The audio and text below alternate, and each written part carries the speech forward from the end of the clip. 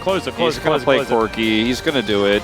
Because, I mean, Corki has lost the last 9 games in a row, or something like that. It is absurd. I mean, no one is really... Our top teams weren't picking it at all in the finals. I mean... Outside of Chobi. Yeah. Well, I mean, like, Hanwha won without picking it a single time. So, coming out from D+, Leona makes way more sense to me. Glad to see that is going to be the lock instead. But that means Poppy comes through. Maybe that Poppy Hover was saying, well, I know you'll lock this if we do, in fact, pull this Ziggs out, or pull the Leona out. They ban the Rel instead of the Poppy. Those things were cool. I don't know what it was about them. As this is not so cool. Beryl is going to heroically charge his way towards a wall. Does put his flash on cooldown. A little bit less so for BDD in these early levels. Yeah, he is sub 100. As in goes Closer, looks for the angle. Is going to be Valkyrieing forward. Is now Perfect going to be there. Flashes in to try and find the angle, but no other Q is going to be there. And Clear holds onto his flash. Frozen against him. Beryl had to come bail him out, so they just didn't feel like they could make that topside play. And this should. Yep, it's going to be successfully secured, but the Ignite is already down. Pyosik is able to run really fast, and Raptor, yeah, he can throw some things, but the ulti is going to get Bdd out of there. And I mean, Bdd is so low resource this game. You know, he lost lane in the early levels. Not that the lane is over per se, but he lost so much momentum that he got frozen out of a bunch of minions. Barrel to come bail him out. Now he's super low here again. Duro's going to come over and help Closer get plates. Yeah, a couple of plays in as Duro is going to get caught here, but BDD's in the most trouble. That is going to be first blood going over to the Corki. And Duro able to avoid the bowling ball as well. There is the flash heroic charge though into the turret range. And a little bit of an issue with getting him over the line later into the game as Beryl is going to get solar flared. In a little bit of trouble here. Pyosik does come down. Deadly Flourish is going to be in there. Oh, the heroic charge. That was a bit of a mistime, but still. They are getting sleepy, and that is Bdd getting one back. The flash forward from Dev as the Impale is decent. 2 kills immediately as Henna is in there, offering that damage back. Deadly Flourish going to miss this time. The Dancing Grenade gets the flash out from Raptor, but Henna is going so ham. The bullets come through, and it's Bdd that's getting so much of this value. Yeah, well, this ended up being a 3 for 3, but Bdd being the recipient of all that gold there at the end is for this Ziggs to be really, really powerful when it comes to taking down these turrets. Needs to get some spare time with them, obviously, as KT putting on the pressure here towards his bottom side. As, all right, Pyosik gonna have to flash the solar flare. Does get slowed down by it. For destruction, but really only picked up. Okay, hold up.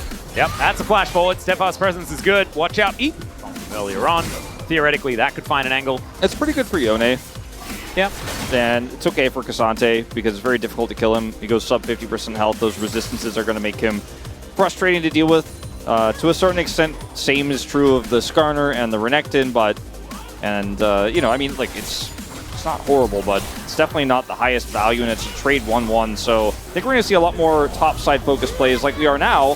Yeah, that's a great heroic charge to interrupt the charge from Trade. Knock up the ulti, and Raptor is going to be executed by the turret. Gorgeously played from Bdd and Beryl. Duro with a sidestep, but he's still going to get sleepy. And Pyosik doesn't even need to press that button because KT just pile in on top. Flashes.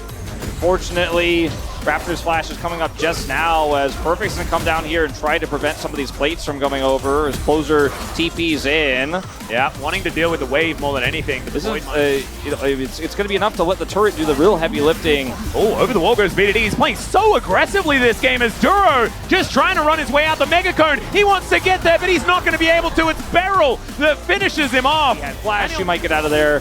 As over here. Oh dear, it's a Sleepy Crocodile. And he is just going to get put down by the position that's really, really good at catching waves and pushing things back into KT's side of the map. We're going to see this one more time. I guess Bdd just started a fight with Clear, and then Clear didn't, and felt Clear sleepy. Just didn't respect him at all. I mean, both Duro and Henna are here, but they're not. I mean, they're nearby, but they're not really involved. So. Yeah, so this is the most egregious of the 3. Well, Deft could be in trouble here. Does have Cleanse, does have Flash. Is going to cleanse first. And let's see where he's going to be able to go. There's the Keeper's Verdict, as now it's only Duro and Clear that are in the area.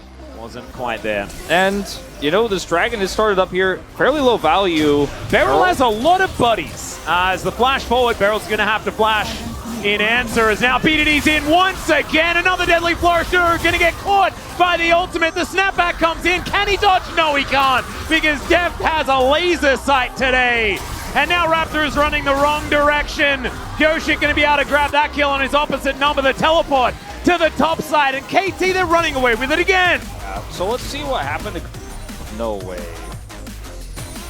Oh man. Bdd was waiting in brush. Yeah, it was a bit of a hide-on bush situation. A bit of a pixel bush, but a bush nonetheless.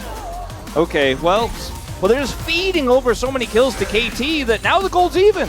If at first you don't succeed, throw the kitchen sink at the Jin. 3 kills for Henna now. Now they're trying to push that inner. Now they're really trying to force this one, and this time it's safe.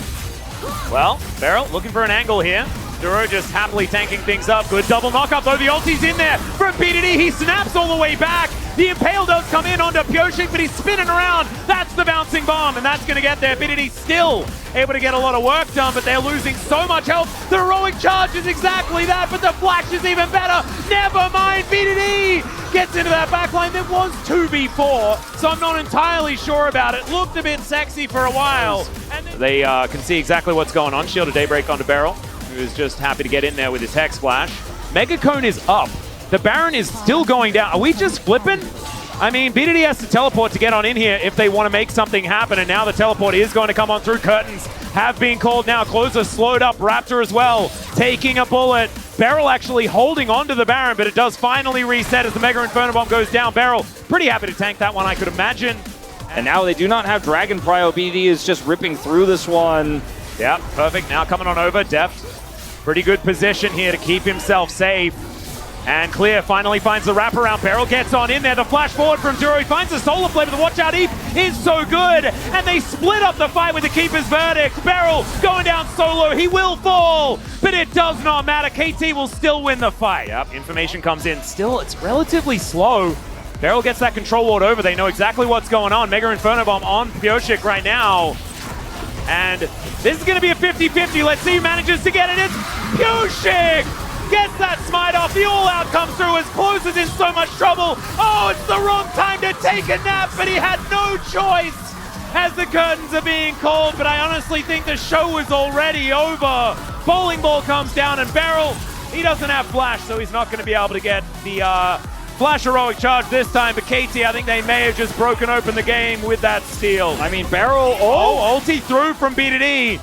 A little bit angry. I think Henna may have pulled ahead on that damage done number. As now that heroic charge to come in after the Hex Flash. That's just going to get Henna out of there. The Impale going to do absolutely nothing. Bdd is snapping back anyway. We're down on this. And... oh dear. Oh God. They're closing in. Beryl and Perfect going to bring up the rear. Deft was kind of by himself because of that. Now Bdd is going to make his way in. Deadly Flourish. Deft can still affect this fight. The flash over from Clear should mean that the Jin goes down, but they've already traded 1 for 1. There's still plenty of damage, but can they actually land at the answers? Yes. Clear going to go down first. Perfect tanking it up. Not going to be able to get out. It's messy, but that's exactly how KT likes it. Flash out from Raptor to try and keep him alive. The snapback comes in. The crash is decent. And another heroic charge. Henna trying to walk his way out. He ain't going to be able to get out of this one. There's the ace. And that is a decent bowling ball there from Pyoshik. Yeah, Beryl. They're going to set up the sleep.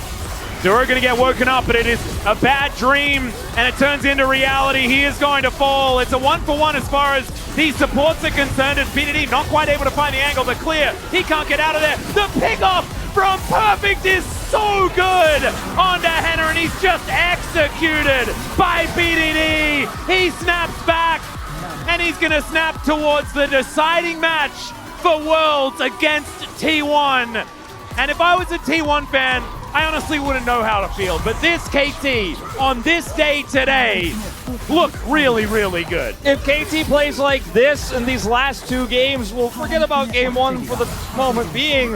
If they actually play like this, I think they should be scared. I do not think it is going to be the walkover we thought maybe it would be after watching game 1.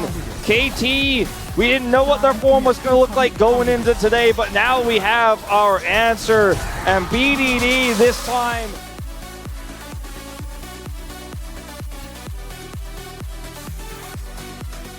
on the 1-6 win so far in his career, adding another number to that one. The Corki also another big problem here as far as one of these picks that has a lot more priority than maybe it deserves. I know that there have been a lot of fans out there that are pretty upset about seeing this Corki over and over again, and I'm starting to see why. And this was pretty heavy wallets in these ending moments here, but hearing from KT, the best friends club, as they celebrate their way up this mid lane and their way towards another date with Destiny against T1. I just want to see Bdd's damage. He's got that wry smile. Yep. He's got that smile, that Bdd smile. He's going to let it go through here now because, you know, I think he knows that he hard carried this one. I think he definitely does, and I think hard carrying, again, from a deficit that he had in lane is really one of the best feelings you can have in League of Legends, where you kind of had he didn't like get crushed, but you know, you feel behind, you feel like, oh, I'm not going to make the impact on this pick that's so important for our comp, and then you do. And to be fair, B&K kind of